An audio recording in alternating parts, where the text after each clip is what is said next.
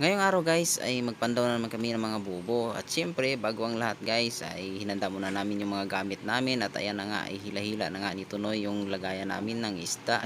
Lagayan pala namin ng yellow. At sa kabilang banda guys ay tinatali naman ni Kuya Lloyd yung stainless na tubo. Dahil dyan nila nilalagay yung lubid na hinihila nila galing sa bubo. At dito na nga guys ay papunta na kami sa Isla Muha kung saan nakabuntog yung mga bubo namin para pandawin namin yung mga huli. Pagkarating nga namin sa area kung saan nakabuntog ang mga bubo ay hinulog na kaagad yung gaher dahil nga kung mas maaga matamaan ang lubid ng mga bubo ay mas maaga kami matapos, dahil kung hindi yun matamaan kaagad ay matagal-tagal kami matapos. Si Kuya Lloyd pala yung taga-gaher namin dito at siya yung nakakaalam kung natatamaan na ba yung lubid ng bubo or hindi, at kung yun ay natatamaan na ay ililipat niya ito sa kabilang dulo dahil doon na naman nila hahatakin pataas ang bubo. At syempre napapangiti na naman yung kaibigan natin dahil nga excited na yan magpandaw sa mga laman ng mga bubo. At kung napapansin nyo guys kung bakit marami ang kasama sa bangka, dahil nga ang pagbatak nito ay mano-mano, tatlo po yung magpapalitan sa harap at hindi po sila gumagamit ng puli. Yung isa naman ay taga-dukot ng huli at taga-arrange ng mga bubo, at yung isa naman ay taga-timon ng makina. Maliban doon ay siya ang nakakaalam saan ang mga palatandaan kung saan nakabuntog ang mga bubo, dahil siya ang nakabisado dito sa lugar na ito kung saan ang mga bahura. At ayan na nga guys, kung mapapansin nyo ay pinagtulong-tulungan na nilang hatakin ng mga bubo pataas. At kung napapansin nyo rin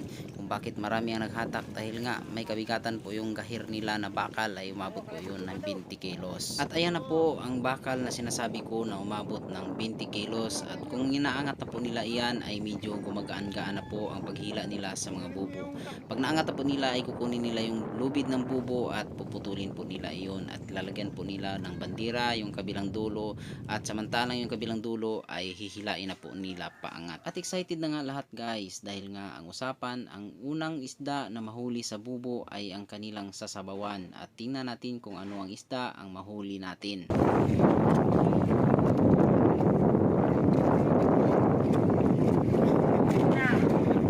Pabutiti ko na lutuin.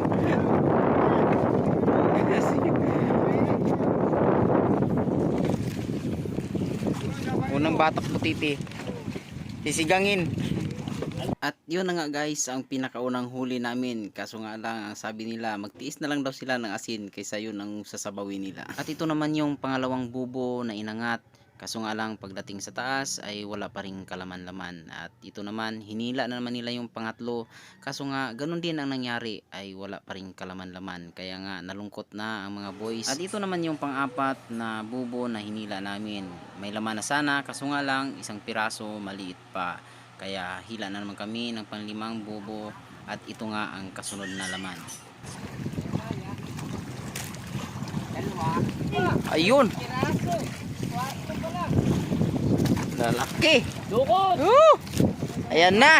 At dito nga guys ay nabuhayan na naman yung kasamahan natin, dahil nga nakahuli ba naman ng dapak o tinatawag na maya. Sino bang hindi mabubuhayan pag yan yung isda ang mahuhuli mo, dahil napakamahal po yung isdang iyan. At ito naman yung kasunod na huli ng bubo na pinandaw namin, at ang ginawa namin dito ay sinabawan namin dahil nga ito iulam namin pang tanghalian. Ba, malalaki baga pati din yan.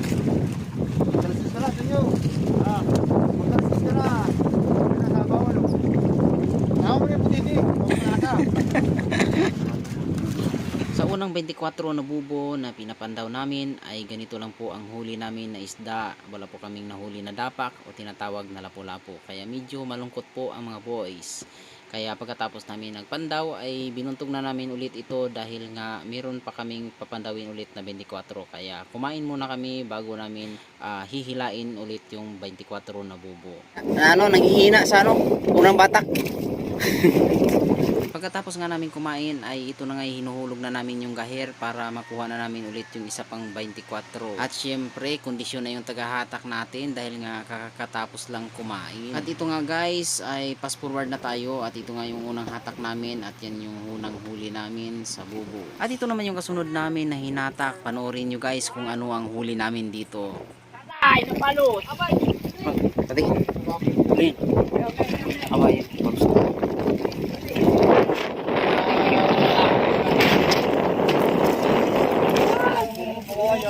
Laki. Mga buhay ko yan ay. Tali pala na yun. Ang laki.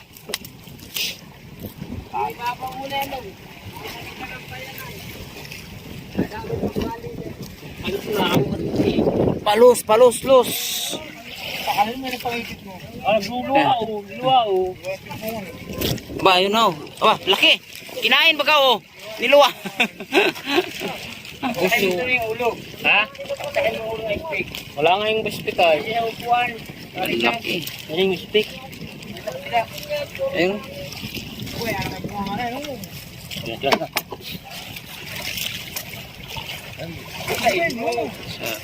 laki.